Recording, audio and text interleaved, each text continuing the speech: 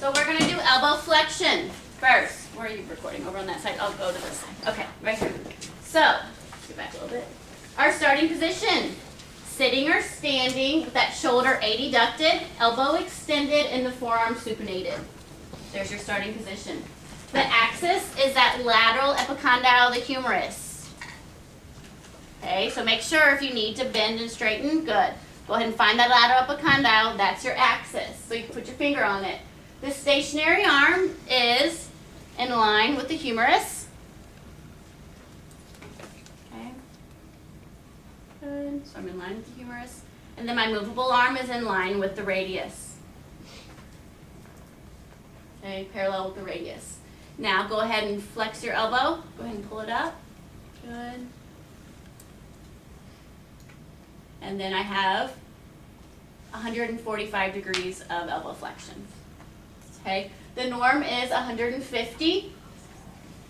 Go back down. So let's go through it again. Axis is lateral epicondyle. My stationary arm is in line with the humerus. My movable arm is in line with the radius. Okay, I'm on the lateral side of the body. Go ahead and flex your arm, flex your elbow, bring it up to your shoulder. Good. And I'm going to go ahead and move my movable arm.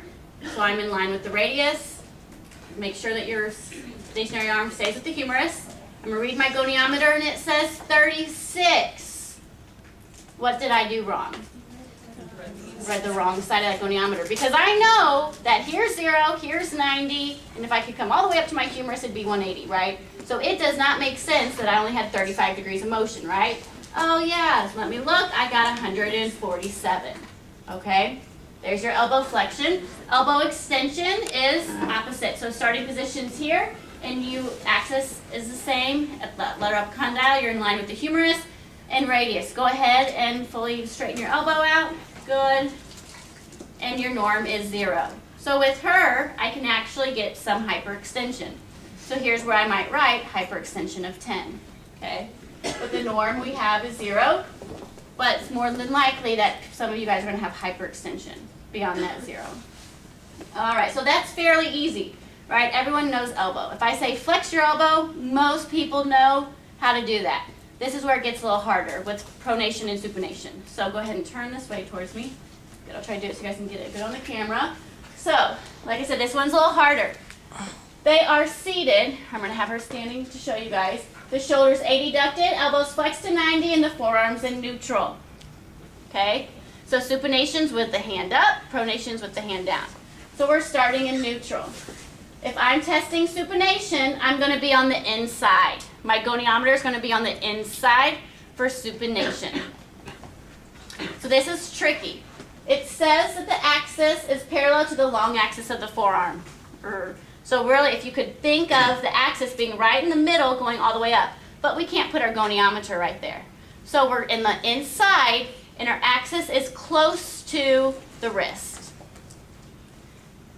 Our stationary arm is perpendicular to the floor, and our movable arm is going to lay flat on the wrist. So this is our starting position, supination. I'm on the inside, close to the wrist, making sure I'm on the forearm, the radius and ulna side, right, that I'm not on the hand. So make sure that you're on the proximal side of the wrist, on the inside. Kind of forget about the axis, okay? My stationary arm is going to be perpendicular to the floor or in line with the humerus. Okay, my movable arm is then going to lie flat on her wrist. So she's going to supinate. Good. So you can see I could drop my axis down. You kind of forget about the axis. You make sure that your stationary arm is perpendicular to the floor and in line with the humerus. With her, it's the same. I'm going to move my goniometer to make sure I'm flat on her wrist. Okay, so when I move my goniometer to get flat, then my axis moves again. That's the confusing part. But at my end position, my stationary arm is in line with the humerus or perpendicular to the floor. And my movable arm is flat on the wrist. Okay? So she has about 90 degrees of supination. This is hard until you actually have it done on you and you see it up close. So let's go over it again.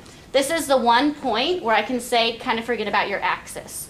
It's important to know that this is your starting position. I'm doing supination, so I'm on the inside. My goniometer is on the inside. I'm placing it close to the wrist on the inside. My stationary arms perpendicular to the floor or parallel with or in line with the humerus. When would that not be the case? Say if she was very large, right, and she had soft tissue in here and fat, then it's not really fair for me to be perpendicular to the floor. Then I would really need to be in line with that humerus. But for all of us, I would say that we can probably all be perpendicular to the floor and in line with the humerus is about the same, okay? So that's my stationary arm, my axis. I kind of forget about it because I just know I'm on the inside, kind of close to the wrist. Go ahead and supinate. I'm not going to let her go as far this time. I really think of getting my movable arm flat on that distal wrist crease.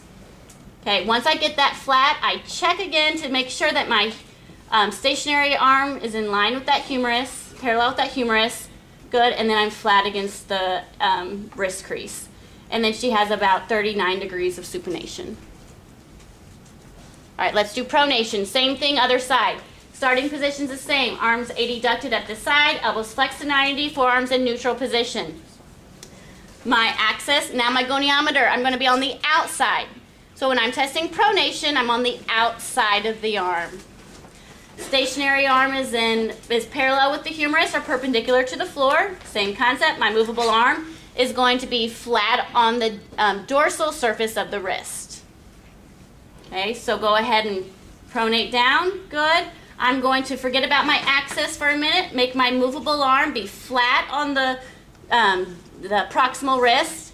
You got to make sure that you're on the radius and ulna, right? That you're not on the carpal bones.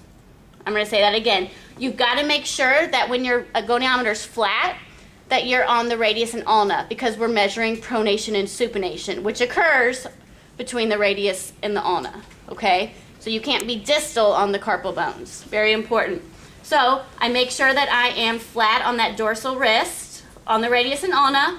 I'm going to check that I am parallel to the humerus, perpendicular to the floor. Good. And then there's my pronation, 90 degrees.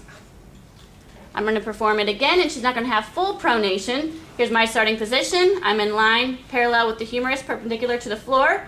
Stationary arm. My movable arm is going to be on the outside, so I'm going to be on the dorsal part of the forearm, of the proximal wrist. Go ahead and pronate slightly. I forget about my axis. I make sure that my movable arm is flat on that wrist, the dorsal wrist, and I make sure that my stationary arm is perpendicular to the floor, parallel with the humerus. Good. I'm at 43 degrees of pronation. All right, we're going to stop there, break up into your group.